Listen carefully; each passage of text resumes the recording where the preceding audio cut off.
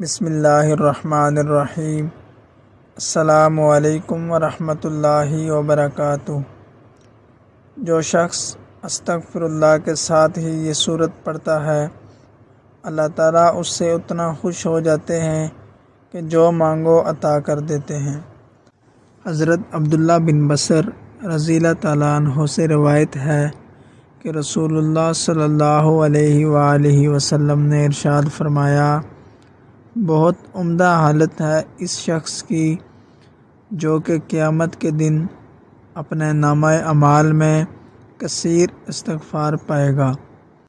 اور دوسری روایت میں آتا ہے کہ جو شخص چاہے کہ قیامت کے دن اس کا نامہ اعمال میں اس کو خوش کر دے تو اس کو کثرت سے توبہ استغفار کرتے رہنا چاہیے۔ حضرت انس رضی اللہ تعالیٰ عنہ سے روایت ہے کہ رسول اللہ صلی اللہ علیہ وآلہ وسلم نے ارشاد فرمایا، نگرانی کرنے والے دو فرشتے یعنی اعمال نامہ لکھنے والے کسی بھی دن جب اللہ کے حضور کسی کا اعمال نامہ پیش کرتے ہیں اور اس کے اول آخر میں استغفار لکھا ہوتا ہے تو اللہ تعالیٰ کا ارشاد ہوتا ہے کہ میں نے اپنے بندے کو وہ سب کچھ بخش دیا جو نامہ اعمال کے اول آخر کے درمیان ہے۔ تو ناظرین، استغفار وہ ذکر ہے کہ جب کوئی بندہ پڑھتا ہے اللہ پاک اپنے اس بندے سے بہت زیادہ خوش ہوتے ہیں۔ استغفار پڑھنے والا بندہ اللہ پاک کو بہت ہی زیادہ اچھا لگتا ہے۔ استغفار پڑھنے والا اللہ کا پیارا بندہ ہے۔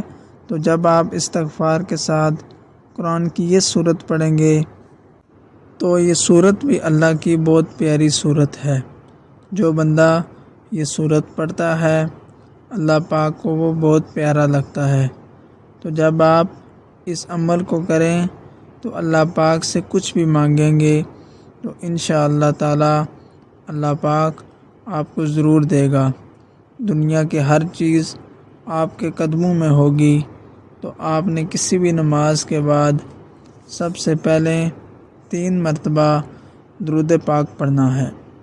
پھر آپ نے ایک تسبیح استغفر اللہ کی پڑھنی ہے۔ جب آپ استغفر اللہ پڑھ لیں پھر آپ نے صرف 3 مرتبہ سورہ اخلاص پڑھنی ہے۔ آخر میں پھر آپ نے 3 مرتبہ درود پاک پڑھ کر اللہ پاک سے دعا مانگیں۔ انشاءاللہ تعالی جو مانگیں گے آپ کو ملے گا۔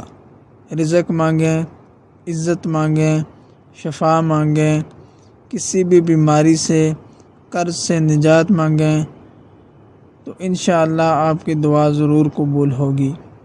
اگر آپ اس عمل کو اپنی زندگی کا حصہ بنا لیں گے تو آپ اللہ کے محبوب بندوں میں شامل ہوں گے۔ اللہ تعالی ہم سب پر اپنی رحمت کا سایہ کرے، آمین۔ ویڈیو اچھی لگے تو لائک، شیئر اور چینل کو سبسکرائب کرنا۔ اللہ حافظ۔